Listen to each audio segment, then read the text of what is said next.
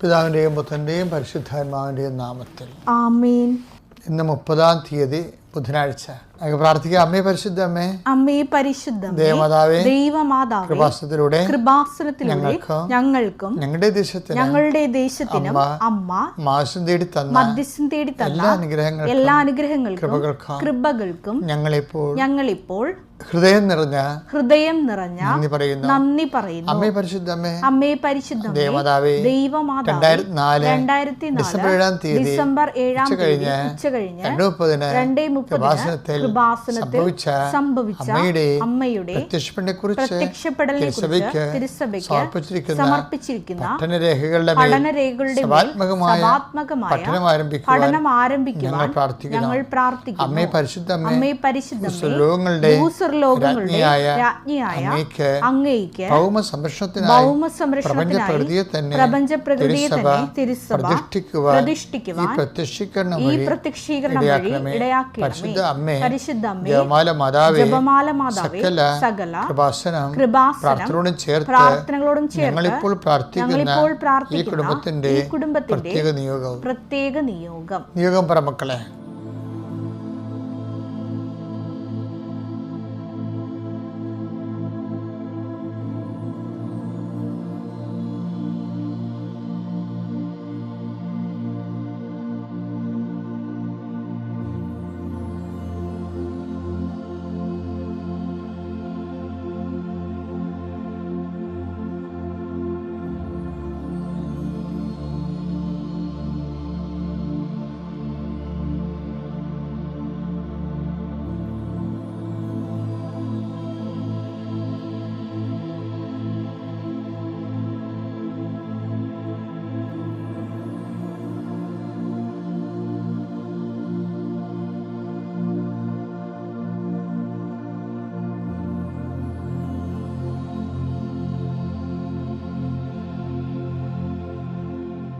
അമ്മയുടെ പ്രത്യക്ഷീകരണത്തിന്റെ അനുഗ്രഹവേളയിൽ ഞങ്ങൾക്ക് സാധിച്ചു തരുവാൻ കനിയണമേ.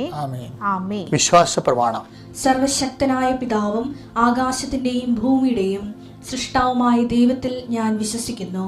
അവിടുത്തെ ഏകപുത്രനും ഞങ്ങളുടെ കർത്താവുമായ ഈശോമിശിഹായിലും ഞാൻ വിശ്വസിക്കുന്നു. ഈ പുത്രൻ പരിശുദ്ധാത്മാവിനാൽ ഗർഭസ്ഥനായി കന്യകാമറിയത്തിൽ നിന്ന് പിറന്ന് പൊന്തിയോസ് പീലാത്തോസിന്റെ കാലത്ത് പീഡകൾ സഹിച്ച് കുരിശിൽ തറയ്ക്കപ്പെട്ട് മരിച്ച് അടക്കപ്പെട്ട് പാതാളങ്ങളിൽ ഇറങ്ങി മരിച്ചവരുടെ ഇടയിൽ നിന്ന് 3-ാം നാൾ ഉയർത്ത് സ്വർഗത്തിലേക്ക് എഴുന്നള്ളി സർവശക്തിയുള്ള പിതാവായ ദൈവത്തിന്റെ വലതുഭാഗത്തിരിക്കുന്നു. അവിടെ നിന്ന് ജീവിക്കുന്നവരെയും മരിച്ചവരെയും വിധിക്കുവാൻ വരുമെന്നും ഞാൻ വിശ്വസിക്കുന്നു. പരിശുദ്ധാത്മാവിലും ഞാൻ വിശ്വസിക്കുന്നു. വിശുദ്ധ കത്തോലിക്കാ സഭയിലും പുണ്യവാന്മാരുടെ ഐക്യത്തിലും പാപങ്ങളുടെ മോചനത്തിലും ശരീരത്തിന്റെ ഉയർപ്പിലും നിത്യമായ ജീവിതത്തിലും ഞാൻ വിശ്വസിക്കുന്നു. ആമേൻ. സ്വർഗ്ഗസ്ഥനായ ഞങ്ങളുടെ പിതാവേ, അങ്ങയുടെ നാമം പൂജിതമാകണമേ. അങ്ങയുടെ രാജ്യം വരണമേ. അങ്ങയുടെ തിരുമനസ് സ്വർഗത്തിലെ പോലെ ഭൂമിയിലും ആകണമേ. അന്നു വേണ്ടുന്ന ആഹാരം ഇന്ന് ഞങ്ങൾക്ക് തരണമേ. ഞങ്ങളോട് തെറ്റ് ചെയ്യുന്നവരോട് ഞങ്ങൾ ക്ഷമിക്കുന്നത് പോലെ ഞങ്ങളുടെ തെറ്റുകൾ ഞങ്ങളോടും ക്ഷമിക്കണമേ. ഞങ്ങളെ പ്രലോഭനത്തിൽ ഉൾപ്പെടുത്തരുതേ, തിന്മയിൽ ഞങ്ങൾ രക്ഷിക്കണമേ. ആമേൻ. നന്മ നിറഞ്ഞ മറിയമേ, സ്വസ്തി. കർത്താവ് അങ്ങയുടെ കൂടെ സ്ത്രീകളിൽ അങ്ങ് അനുഗ്രഹിക്കപ്പെട്ടവളാകുന്നു. അങ്ങയുടെ ഉദരത്തിൻ ഫലമായി ഈശോ അനുഗ്രഹിക്കപ്പെട്ടവനാകുന്നു. പരിശുദ്ധ മറിയമേ, തമ്പുരാന്റെ അമ്മേ, പാപികളായ ഞങ്ങൾക്ക് വേണ്ടി ഇപ്പോഴും ഞങ്ങളുടെ മരണസമയത്തും തമ്പുരാനോട് അപേക്ഷിക്കണമേ. ആമേൻ. എൻ്റെ കർത്താവ്, നിന്റെ ഉന്നതമായ നാമത്തിന് സ്വസ്ഥം ചെയ്യുന്നു. ഈ പ്രഭാതത്തെ ഓർത്ത് നന്ദി പറയുന്നു. രാത്രിയിൽ കർത്താവെ വിശ്രമം നൽകിയതിനും നന്ദി പറയുന്നു. വിശ്രമിക്കാൻ പറ്റാത്തവരും ഉറക്കമില്ലാതിരുന്ന ഒത്തിരിയേറെ മക്കളുണ്ട് ഈശോയെ. കുടുംബത്തിലെ അലോക്യങ്ങളും അസ്വസ്ഥങ്ങളും കാരണം ഉറങ്ങാതെ കിടന്ന മക്കളുണ്ട്. കർത്താവ് അവരെ എല്ലാം സഹിച്ച് പ്രാർത്ഥിക്കുന്നു. അവർ കർത്താവ് കൃത്യസമയത്ത് ഉറക്കം നൽകിയവരെ അനുഗ്രഹിക്കണമേ. അവരുടെ മനസ്സിനെ അലട്ടുന്ന ഭാരങ്ങൾ, ഉറക്കമില്ലാതിരിക്കാനുള്ള കാരണങ്ങൾ, ചിലപ്പോൾ സ്വകാര്യ ബന്ധങ്ങളുടെ തകർച്ചയാകാം, ചിലപ്പോൾ സാമ്പത്തിക ഞെരുക്കമാകാം, അല്ലെങ്കിൽ ശാരീരിക രോഗമാകാം, അല്ലെങ്കിൽ വീട്ടിൽ അസമാധാനക്കുറവാകാം. ഇങ്ങനെയുള്ള എല്ലാ വിഷയങ്ങളും കർത്താവെ അങ്ങയുടെ ദിവസത്തെ കണ്ണുനീരോടെ ഞാൻ ഏൽപ്പിക്കുന്നു.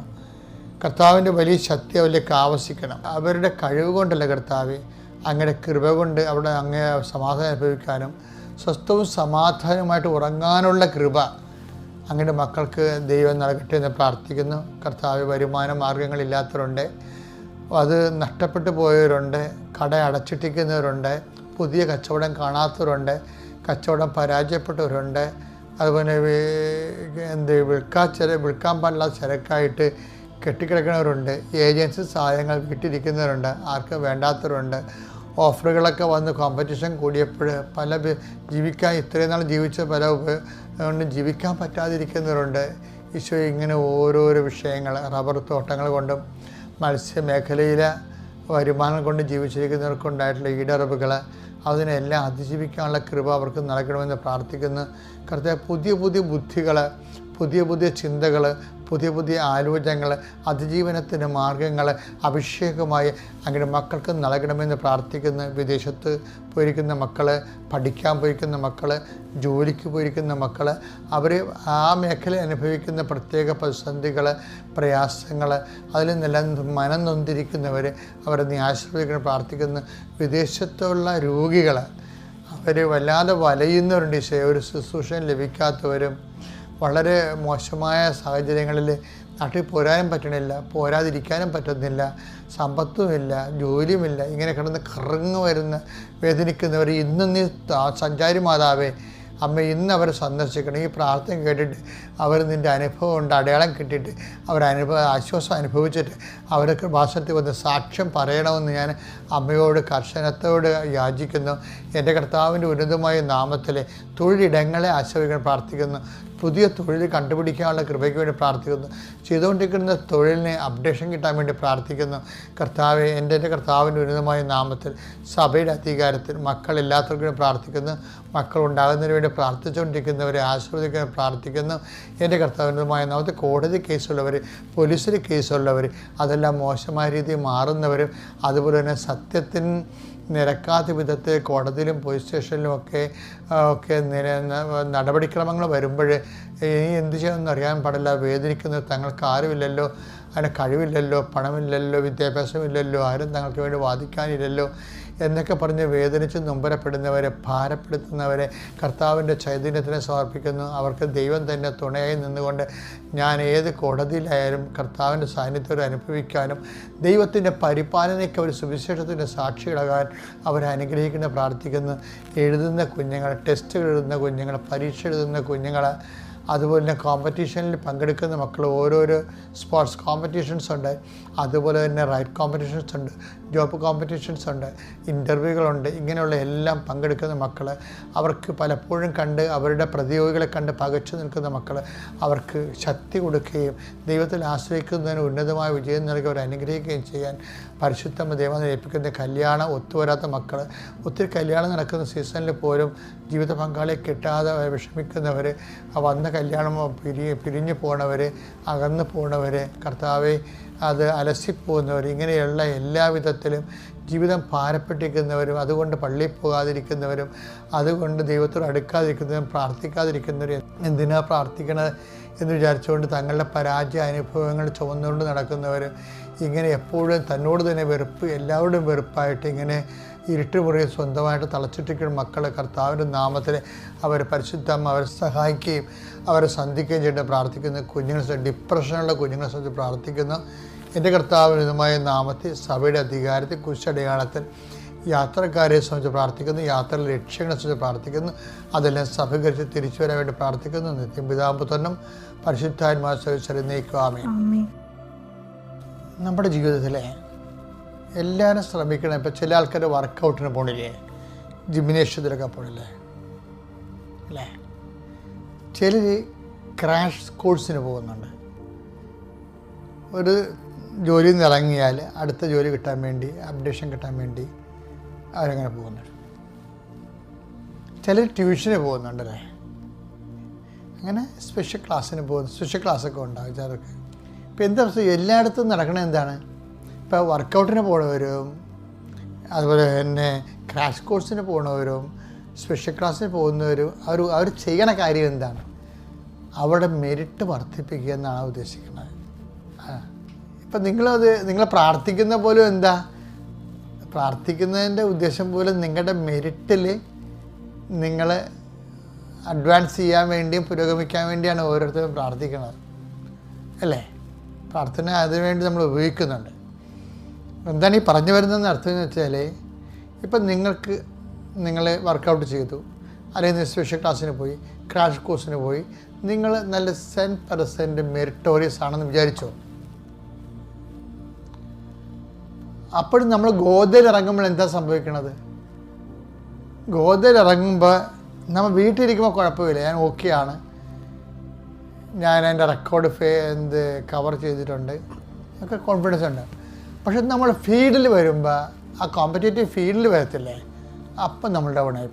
എന്താ കാര്യം? നമ്മളെപ്പോലെ തന്നെ മെറിറ്റുള്ള കുറേ ആൾക്കാരോട് നിൽക്കണ കാണാം. അപ്പോൾ നമ്മുടെ അടുത്ത ചോദ്യം എന്തായിരിക്കും? നമ്മളെപ്പോലെ തന്നെ മെറിറ്റുള്ള ആൾക്കാർ നമ്മൾ നിൽക്കേണ്ടത്.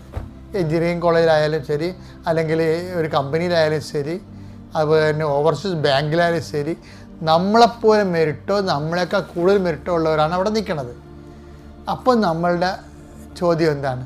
എത്ര പേർക്ക് ഈ മെറിറ്റ് ഉണ്ടെന്ന് നോക്കും. 1, 2, 3, 4, 5, അപ്പോൾ നീ ഉൾപ്പെടെ 7 പേർക്ക് ഈക്വൽ മെറിറ്റാണ്. അതാണ് നമ്മൾ ആദ്യം നോക്കണത്. രണ്ടാമത്തെ ചോദ്യം എന്തായിരിക്കും? എത്ര സീറ്റ് ഉണ്ടെന്ന് നോക്കും. അപ്പോൾ അവർ പറയും 3 സീറ്റ് ഉണ്ടെന്ന് പറയും. അപ്പോൾ നിങ്ങളുടെ മോന്ത പോകും. എന്താ കാര്യം? 3 അവസരം 3 ഉള്ളൂ, പക്ഷേ മെറിറ്റ് 7 ഉണ്ട്.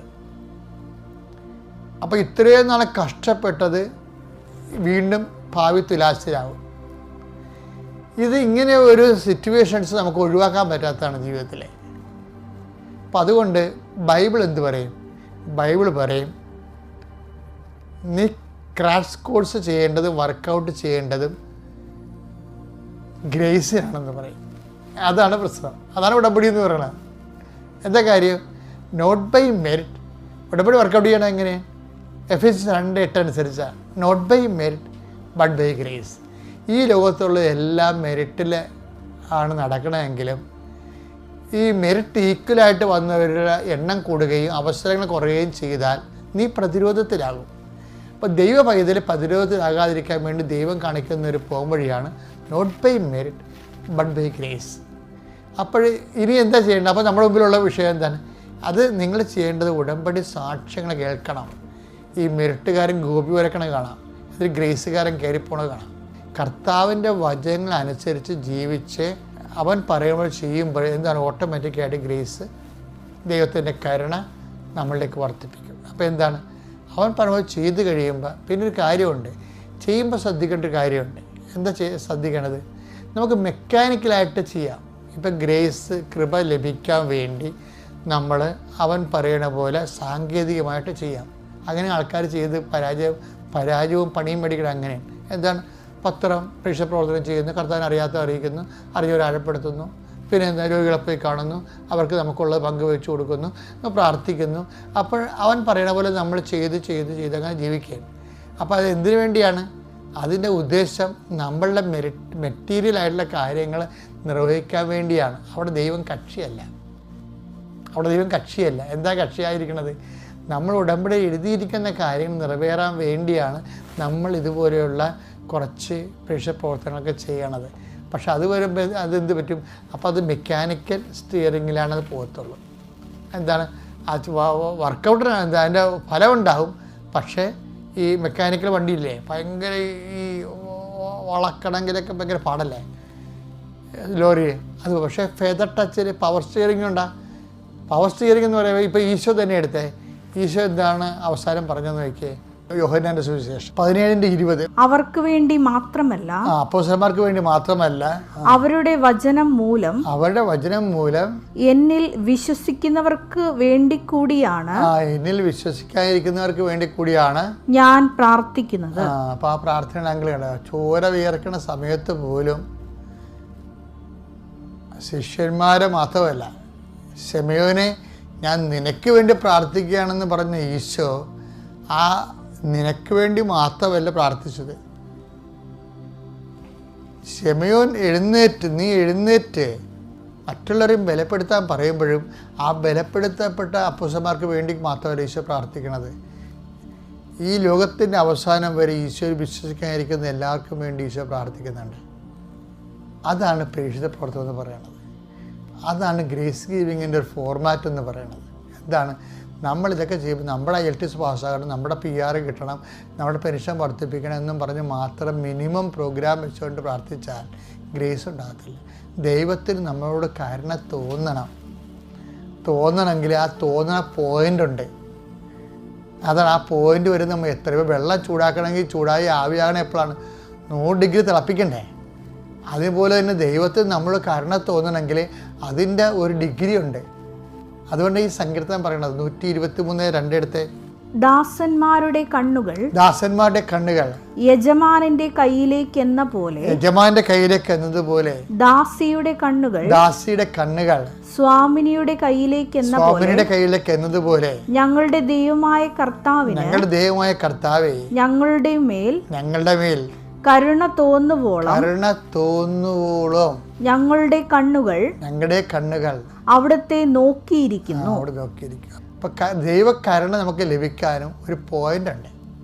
ആ പോയിന്റ് നമ്മളുടെ ഈ IELTS, വീട് വിൽപ്പന, അതുപോലെ ജോലി കിട്ടാൻ വേണ്ടിയുള്ള പ്രാർത്ഥന, അതിനു വേണ്ടിയുള്ള സാങ്കേതികമായ ചെയ്ത്തുകളല്ല.